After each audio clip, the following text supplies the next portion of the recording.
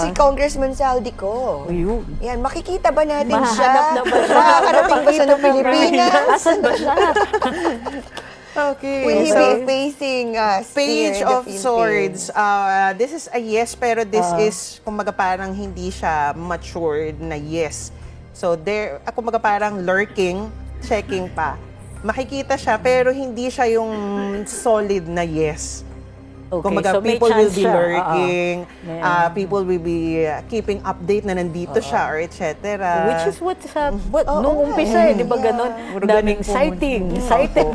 Makikita siya, pero more on, makikita France, lang siya Portugal, na kung nasaan siya. Pero it's not totally... Pero ang hirap na magtago sa mga panahon ngayon because of Totoo. social media. Opo, yun nga po. And also this with the Page of Swords po is social media. It's more in online. So someone will be studying, someone will be getting information sa meron. kanya. Parehas niya nagtatago si Senator Bato. Nakikita na rin ba siya? Oo nga, isa pa pala yun. Senator ba to? Uy, talon talaga. Nakikita oo. na rin ba siya? Sorry for that.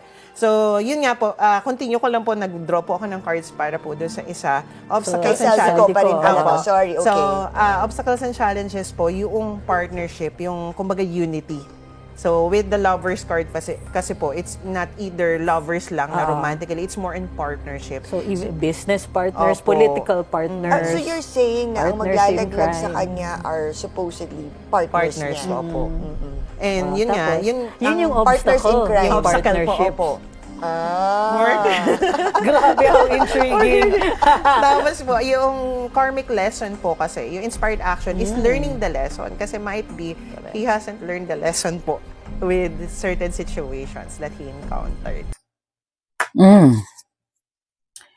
Actually po, si Mr. Saldico sa ngayon ay nasa keep na secure na lugar na siya lang talaga ang nakakaalam at isang tao na maaaring ito ay ang kanyang attorney. Ayan. Ayan. Marami ang babatikos talaga kay Mr. Saldico kung totoo ba ang mga pinagsasasabi niya o kung totoo na wala siyang kinalaman. Ito. Pero ilaban lang po niya ang katotohanan. Marami, ayan nakita nyo yung mga ibon. Ibig sabihin, delikado po siya. Ako na po nagsasabi, ang sabi po ng tarot, lumaban siya, sabihin niya ang katotohanan, yun yung espada. Ibig sabihin, yung espada will tell the truth. Ayan. At itong mga ibon na to, ito yung mga delikado na espiya o mata na nakatingin sa kanya sa pagsasabi niya ng katotohanan na dala niya. Pero kailangan niyang ituloy. Ito pong nakita niyo po itong punong ito, kailangan niyang ituloy ang pagsasabi ng totoo kasi kung hindi, siya mismo ay ididiin ng mga taong pinuroteksyonan niya. Kaya kinakailangang maunahan niyang sabihin ang katotohanan. Yung po ang sabi ng tarot dalawang tao, parehong lalaki ang pinuproteksyonan niya. Yan. Na kinakailangan, kaya po nakabaliktad, ibig sabihin, kinakailangan niyang isiwalat, huwag siyang matakot. Yun nga lang, maraming threat, kaya nga sabi dito po, maraming ibon. Ibig sabihin, maraming delikadong sitwasyon. Ibon lumilipad, nakikita siya, mumonitorin siya ng dalawang lalaki. Ayan, dalawang lalaki. Kita nyo naman po dalawang lalaki, nakatalikod.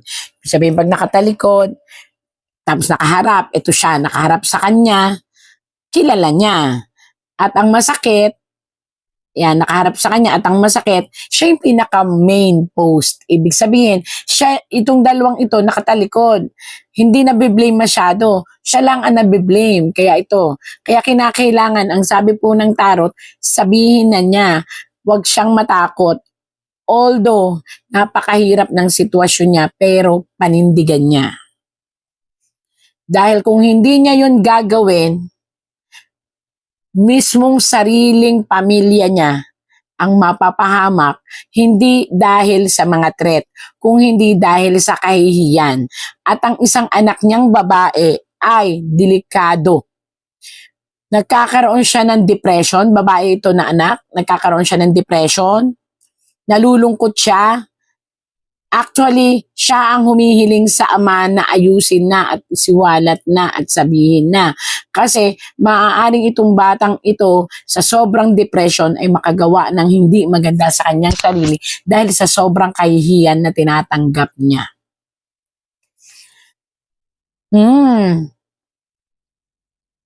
Mr. Saldico, kung naririnig nyo lang po ito. At nakita ko rin naman po ito at nakita ng buong mundo sa social media na sinabi nyo ng totoo. Panindigan nyo po. Alam nyo po ba kung bakit? Ang sabi po dito, tingnan nyo mabuti ha. Nakita nyo to, na maitim na to, ito maitim na to. Yan, may shadow kasi. Yan. Parang tribe na yan. May isang grupo. Yan, may isang grupo na kahit magtago ka, ay delikado ka. Isang grupo, bayad, ganon. Ibig sabihin, binayaran. Paano nasabing binayaran? Nakita nyo, may isang namumuno at may hawak siya. Ibig sabihin, inutusan po ito. At ito ay pakana ng mga taong pinoproteksyonan mo. Ayan, dalawa. Paano nasabi pong pinoproteksyonan? Nakita mo yung dalawa nasa likuran mo, samantalang ang lahat ng sakit, ang lahat ng bintang, ang lahat ng burden ay nasa yung mga kamay. So, ang ibig sabihin po nito, mas wise na magsalita po kayo ng katotohanan, sabihin ninyo kung ano yung sinabi ninyo at ipina-interview, panindigan ninyo kung yun ang totoo kasi ang sabi po dito, it will lighten your life. At it will certainly lighten and save the life of your family. You said following the confirmation by Secretary Vida that Zaldico is no longer under the custody of the Czech Republic. Ano ho naging reaksyon ng Pangulo dito? Would you say that he was disappointed? He was angry? Ano ho yung naging reaksyon niya? Nakausap po mismo natin ang Pangulo ngayong araw at sinabi niya na disappointed siya. Dahil malapit na sana natin na pauwi si Zaldico. But since meron nga pong ibang bansang involved at ang lumalabas lamang po na kanya na-violate ay ang paggamit ng invalid documentation. So, ang bansang Czech Republic po ang siyang mag-uutos kung anong gagawin kay Zaldico. Batid din po siguro ng Pangulo na hindi lamang siyang dismayado, kundi marami sa mga Pilipino ang umasa, lalo't sa kanya nang galing ang anunsyo.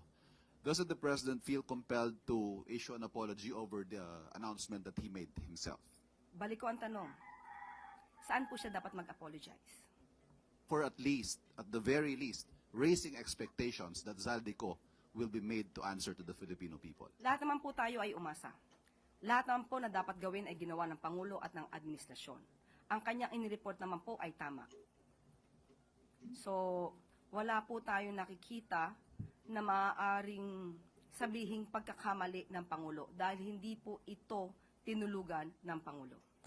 Ito pong ating balita tungkol po kay Saldi Niño at papalagay ko ngayon mukha ho talagang mahihirapan na pong ipaliwanag itong mga pangyayaring ito kasi nga po tayo'y gumasta pa. Papunta po diyan sa Prague at lumalabas po na bago ho sila pumunta doon, wala pa ho yatang talagang formal na ugnayan muna. Opo, at mga impormasyon na dapat ho talaga nilang masiguro na makukuha nila dito po sa kanilang pagpunta doon sa Prague. So ano ba ang pinakahuli? Ano ba ang latest marites? Ang latest marites, may bago ng kahulugan ng salitang nahuli. Ano? Oo, di ba? Hindi naman ibig sabihin pag ginamit mong salitang nahuli, Okay. ay nahuli na. Sige. Tama? Pero ito mga kapatid, ang mga nag-aabang po dyan kung nasaan na si Zaldico, isa lang ang malinaw, hindi pa rin po alam kung nasan talaga ngayon si Zaldi. Pero inanunsyo na po ni DOJ Secretary Frederick Vida na wala po sa kustodiya ng Czech Republic etong dating kongresista. Wala na. Okay. Oo, dahil Sige. naharang daw po Bilisan ito. mo, nagmamadali na kami. Ba't ka paypay ng paypay dyan? Naiinitan ka ba?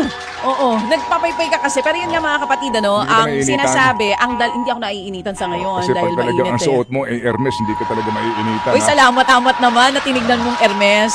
Nabili ko lang yan sa isa sa ukayan sa Makati. Wow. Maraming salamat sa halagang 300 pesos pag ako nagsusuot, nagmumukhang Hermes, di ba? Hanep. Oo, ayos ba? Ang nahanap ko sa ukayan. Pero Okay. ito nga mga kapatid, ang sinasabi, kaya daw nagkaroon ng intervention, yun yung ginagamit na salita kasi ng Intervention. mga Czech Republic officials, na harang siya sa isa sa mga checkpoint Okay. dahil yung kanya daw dalang passport ay expired na. Okay. Hindi rin daw po malinaw ngayon kung meron talaga siyang Portuguese passport, pero malaki ang posibilidad na golden visa yung hawak niya. Ito yung pag nag-i-invest ka o bumibili ka ng malalaking property sa isang lugar. Pero ang sinasabi ng ating mga government officials, pagka daw pala golden visa ang hawak mo at kinansela na ang pasaporte mo, automatic makakansela din daw ang golden visa. Pero doon hindi tayo sigurado kung tama ba yung balitang iyon. Pero ang malinaw mga kapatid, hindi sigurado kung nasan si Zaldi, hindi rin sure kung nag-apply ba siya ng asylum dito sa Czech Republic, at hindi raw sure kung nasan siya ngayon. Pero ang sigurado meron. Ang mode of transportation niya sa ngayon na ginagamit ay by land at paikot-ikot lang daw po siya sa mga bansa sa Europa. Hindi lang Saan sure galing kung saan. paikot-ikot? Sinasabi din kahapon doon sa balita. Oo.